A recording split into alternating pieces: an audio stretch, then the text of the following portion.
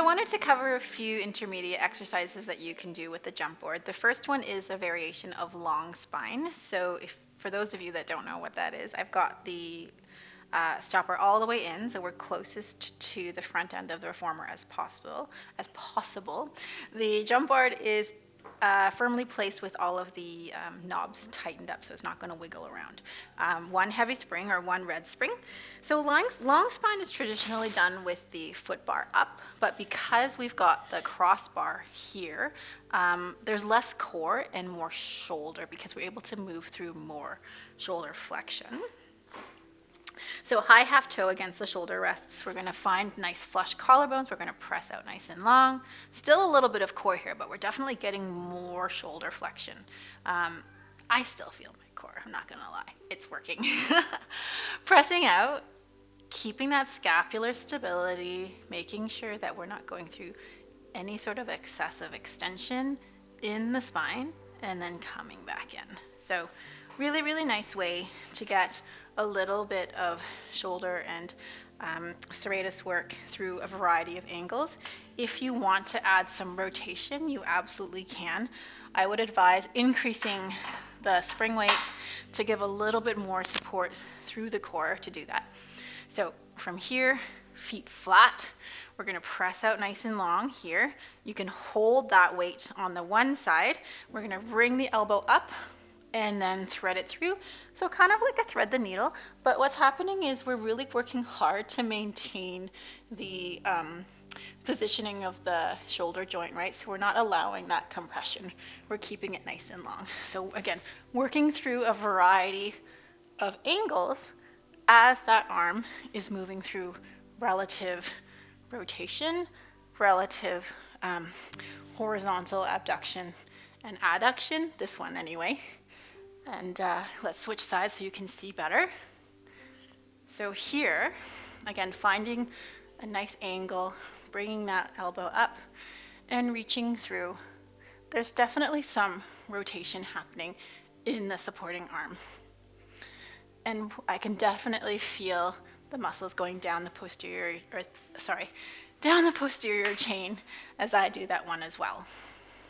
So similar to the adaptation of long spine, we can also use the jump board and the crossbow to adapt star. So, and star is an advanced exercise, but if you find that star prep is too basic, you can sort of kind of find this sort of halfway stepping stone with the crossbow here, and I've got it up to the highest setting, one heavy spring and one light spring, but of course feel free to adjust according to your needs or your client's needs. So for star, we're going to have one leg, so the bottom leg is kind of on that front,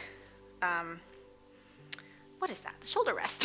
And then the back can be on the back shoulder rest, or if you want to, you can also have this leg up in abduction, whatever is comfortable. We're going to make sure we're staying nice and flush through the body. People have a tendency to flex forward at the hips. I'm not able to watch myself right now, so let's just assume that I'm in a decent position here. We're going to press out long and then come back in. A lot of oblique work. And then coming out, we're also getting some really nice shoulder support as well. It can be really challenging the further out you go, so we're going to make sure that we're holding that nice alignment there.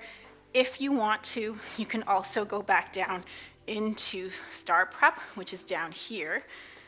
So traditionally star prep, you've got the knees all the way out, but it can be a lot of load for some people's shoulders. If we've got the crossbow, come onto the knees, and you can also just kind of press out from here. So that's too heavy. Let's change the spring weight. I'm at one light and one medium spring now, so we're just gonna keep the weight on the leg that's closest to the arm. We're gonna press out. And so a little bit easier for your star prep.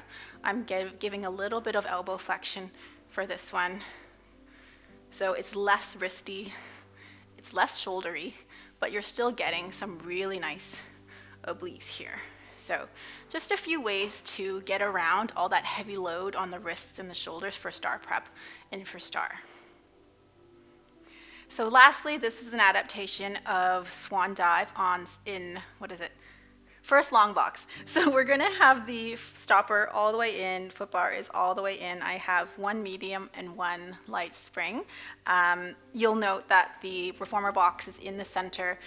I've made sure that it's sitting right up against those shoulder rests for safety. So with the jump board in place, instead of the foot bar, it does make a little bit more awkward getting into position. So it might be simpler just to come up with one knee onto the carriage and then the other leg over.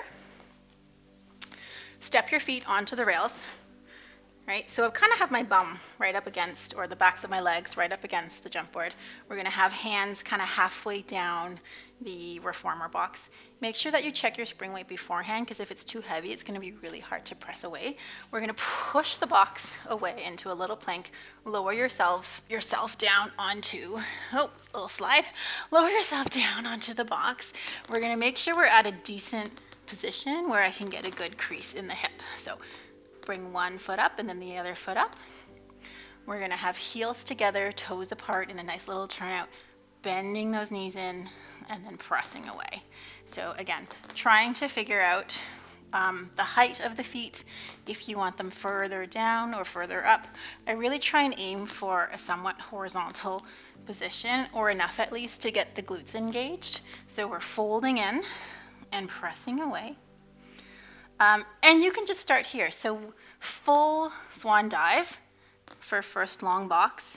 We're gonna be in this hover, pressing out, lifting up, find your banana shape, pivot the banana, coming back forward, and then folding back in. So I don't often do that one with everybody, but what you can do in this position, which I really appreciate, is just working on the feet and the ankles. So can they maintain pressure through the hallux as they come into plantar flexion? Are the ankles nice and stable? And it's just a nice alternative to being on their backs, because when you have clients on their backs, there's still a little bit of hip flexion present on the reformer. So this way we have neutral hips, we have a little bit more glute activation. We definitely have more posterior chain because I'm holding up this bit of thoracic extension, and then there's some more core as well. So coming up through extension or plantar flexion, coming back down, you can go into parallel as well if you'd like. But again, the jump board is really nice because it gives you that feedback that can be so helpful for rehab. Okay, so how do we get out of this? We're gonna come halfway through, not all the way in because then it gets really crampy. We're gonna come halfway in, we're gonna reach one leg off to the side, find the floor, and then once we're on the floor, we're gonna slowly allow the carriage to return. So this leg comes off, and then we're gonna help. If you need to, you can take the weight of the carriage from your client. It does make it easier because this one can be a little bit awkward to get out of.